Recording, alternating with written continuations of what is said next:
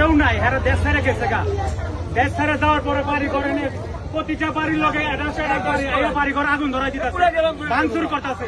এখানে এই পুরো বাড়িটা থাকবো, সবকিছু সব করে হালাই দিব। জনগণের মানুষ, এই দেশের মানুষ নাই। আওয়ামী লীগ যারা করছে এরা তো দেশ ছেড়ে গেছে গা। ক্ষতি করলে মামলা আইনে প্রশাসনে যা হবে ফাঁসি হয় এরা বুঝবো। এনে তো এই জনগণ এই দেশের মানুষ বসবাস করে না, বসবাস করে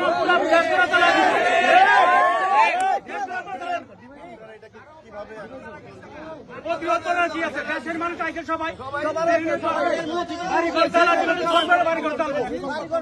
সবাই আইসে পক্ষে আমরা দেশে থাকুন না, আমাকে বাড়িঘর সব তো চালাই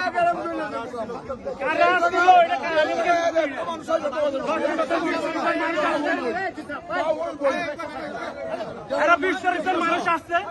এই দেশের মানুষ তো বহুত আছে, হাজার হাজার মানুষ আইনের মাধ্যমে তাহলে হবে।